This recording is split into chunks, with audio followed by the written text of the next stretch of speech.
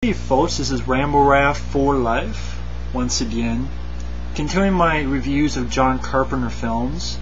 The last one I talked about was Prince of Darkness, and around that time, you can see what happened with John Carpenter was Big Trouble in Little China. He got a lot of crap, dealing with crap, and like when they released it, they didn't really do much for the advertising. And that sort of bummed him out, so he sort of did little independent films, Prince of Darkness being one. Like I said before, really great, underrated film. Confusing plot, but at least it's an interesting idea. Excellent atmosphere. And he also did a classic, They Live. Now this DVD may look different because it's the Region 2. The reason I have it is, thankfully I have a region-free DVD player. This has a commentary with director John Carpenter and Roddy Piper. And a little making of, like, 5 to 10 minute one, but the commentary is great.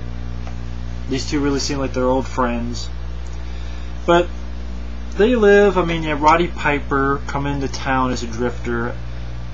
The only name we're known is he's Nada, which is Spanish for nothing. Comes in town looking for work, and he finds a job sort of this little bit of construction, and he meets up with who would become his friend, played by Keith David, from John Carpenter's own film The Thing. And as Roddy Piper sort of keeps to himself and he sees something going on, a little bit curious about some going on at this church over by the wayside. A little bit of secret activity going. One time he sneaks around and he finds his box somewhat hidden away. He takes one of the boxes, just someone's coming, and he opens it and there's these sunglasses. He's like, what's up with the sunglasses? And he puts them on. And that's when his sort of life changes forever. Puts on the sunglasses and the whole world is different. And he finds out that we are not really the controllers of this planet. That we are actually being controlled by an alien race. And he's able to see the truth via these sunglasses. One thing leads to another. He gets help from Keith David and he sort of join this little resistance and try to save the day.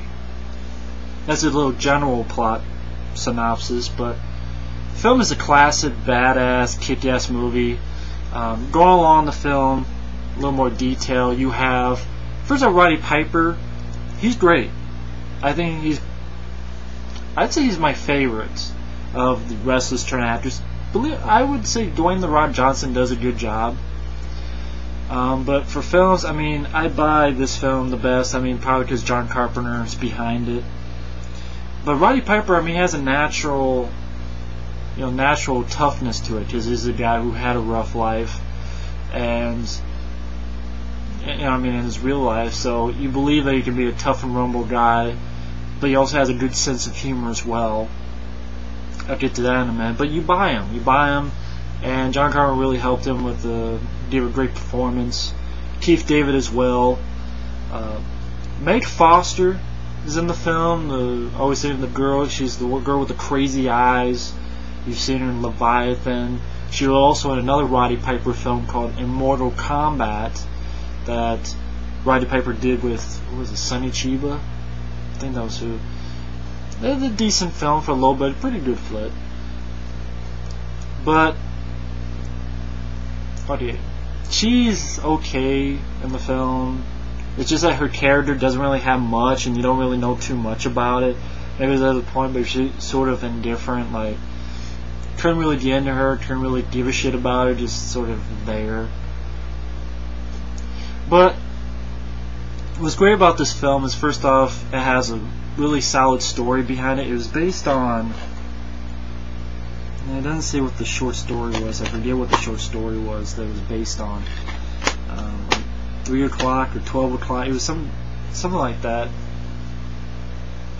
And it really deals with sort of Carpenter's view on Reaganomics, because it was during the 80s, and it's that sort of the rich get richer and the poor get poorer. Because during this plot, you have humans who make deals with the aliens, and when they make deals, they get, they're rich, they get these nice clothes, and they're sort of in this proper high club. They've only sold their souls to the devil, basically, but they're rich. And like, there was a guy who was a bum, and then Roddy Piper, Keith David meet up with them when they're sort of inside one of the alien headquarter type places, and they find them there. It's like, oh, you guys joined up too, huh?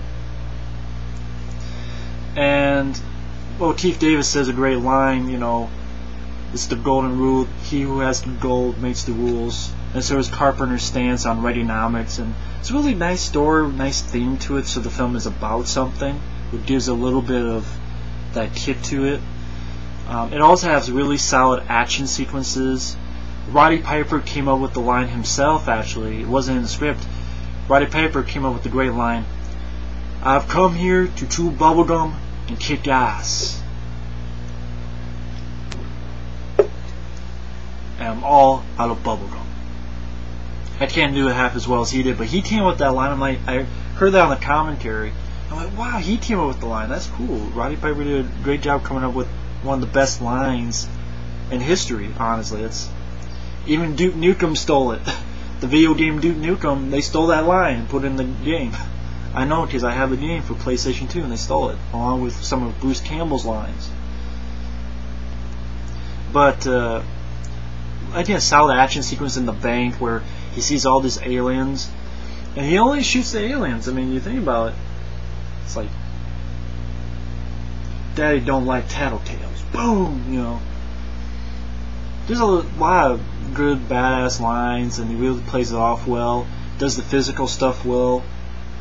Everybody remembers that probably the most famous scene in the movie is the fist fight, where he's trying to get Keith David to look at these sunglasses, and he doesn't want to be involved. And they beat the shit out of her for like 7 minutes straight. So popular they even parodied it on South Park, where the quote cripple fight, where Timmy, and another are just kidding the shit out of each other. And they basically, Trey Parker and Matt Stone basically took each scene frame by frame and they duplicated the fight in They Live. I mean, it's just literally one of the best fights in film history. I know that's a bold statement, but I'm going to give it that. One of the best, definitely one of the longest fist fights. And they went out for real. I think they didn't do the face, but like the body shots, I mean, they went out for real for as long as they could. And they look like they're in pain, and they sold it. I mean, it just works. And you got a little bit of humor, like these guys play off each other well, where Keith David has a bottle, and Roddy Piper throws something and hits fucking Keith David's car. It's like, my God. And Roddy Piper's, oh, I'm so sorry, I didn't mean to. And Keith David tries to break the bottle, and the whole thing breaks.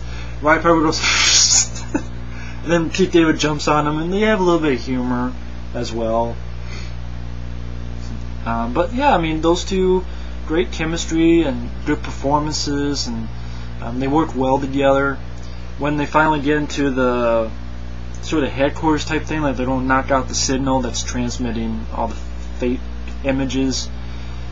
Great shot of them going down the hallway with machine guns, blowing aliens away. And of course, I didn't even mention when you put on the sunglasses. That's an interesting idea. You know, it's a nice, just, I don't know how you put it. It's a famous idea. It's that sounds stupid, but like, you know, put on the sunglasses and the whole world is different. And the way they did it, first off, color. It's like, what, the aliens made the world color? Just think about it, he puts the sunglasses all black and white. So does that mean the world was originally black and white? Which is kind of a goof up at the end, which I'll get into a little bit. Which is really, our world was black and white, and the aliens came down, they made it color. Maybe to make us more easy to comprehend, to make us feel the images that their subliminal messages they give us better. But the whole world was color, they made it black and white. No, that's reversed. The whole world was black and white, they made it color. I fucked up. And also, like, little stuff like, look at all the billboards, and you see like one billboard is just procreate, just white, and it's just procreate. My favorite one is he looks at a dollar bill and just a white piece of paper that says, "This is your God." I always thought that was a great image. That was such a terrific idea. And for a low budget, they played off well.